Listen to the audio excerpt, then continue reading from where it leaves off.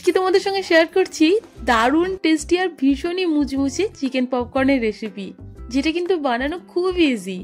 তার জন্য খানিকটা টক দইয়ে অল্প একটু জল দিয়ে ভালো করে ফেটিয়ে নেব। এর মধ্যে দিয়ে দেব 250 গ্রামের মতো বোনলেস চিকেন, আর ভালো করে দইয়ের সঙ্গে ম্যারিনেট করে রেখে দেবো 30 মিনিটের মতো ঢাকা চাপা দিয়ে।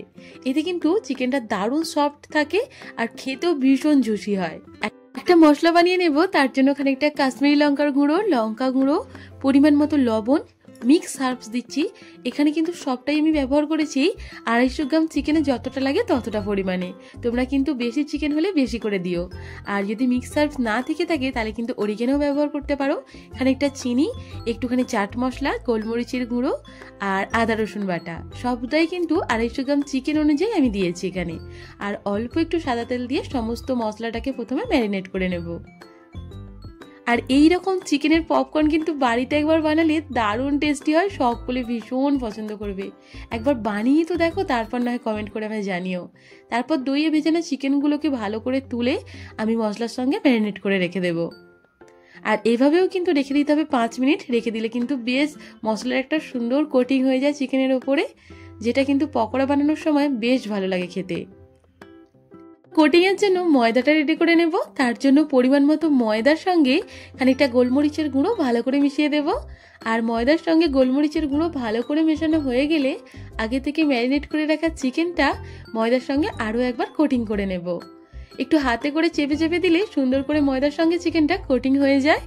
আর ভালো করে কোটিং হয়ে যাওয়ার পর কিন্তু এটা একটু ময়দাটা ঝেড়েও নিতে হবে, মানে যতটা চিকেনের গায়ে লেগেছে আর বাদ বাকি যে ময়দাটা যাতে ঝরে যায়, সেজন্য একটা ঝাড়ুনি দিয়ে ভালো করে ঝেড়েও নেব। এই কাজটা হয়ে গেলে কিন্তু আমাদেরকে এই চিকেনটাকে একটু বরফ গলা জলে একবার চুবিয়ে নিতে হবে। এতে করে দারুণ ক্রিস্পি আর মজমচে যে ব্যাপারটা আসে সেটা হবে। সঙ্গে সঙ্গে চুবিয়েই কিন্তু তুলে নেব, আবারও ওই ময়দাতেই কোটিং করে নেব চিকেনগুলো, সেই একইভাবে হাতে একটু চেপে চেপে সুন্দর করে। এতে কিন্তু যে চিকেনের গায়ে যে দোকানে কেনার সময় দেখা যায় না, যেরকম ক্রিস্পি ক্রিস্পি একটা ভাব থাকে, ওই জিনিসটা হবে। এবার যতটুকু চিকেনের গায়ে ময়দাটা লাগলো আর বাদ বাকিটা কিন্তু একইভাবে ঝেড়ে নেব। আর এভাবে কিন্তু স্টোর করে তোমরা ফ্রিজেও রেখে দিতে পারো।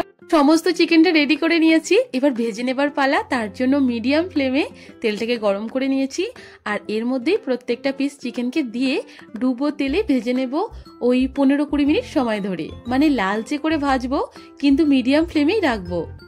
এতে করে চিকেনটা একটা মচমচে ভাবটা যেমনি থাকে তেমনি খেতেও দারুণ হয়, একেবারে দোকানের মতো। তো অবশ্যই একবার বানিয়ে দেখো, আর আমায় কমেন্ট করে জানাতে একদম ভুলো না। ভীষণ ইজি বানানো আর খেতেও হয় দারুণ টেস্টি। আওয়াজ শুনেই তো তোমরা বুঝতে পারছো কতটা সুন্দর হয়েছে। আর ভিডিওটা আজকের ভালো লাগলে লাইক, কমেন্ট আর চ্যানেলটাকে সাবস্ক্রাইব করতে ভুলো না।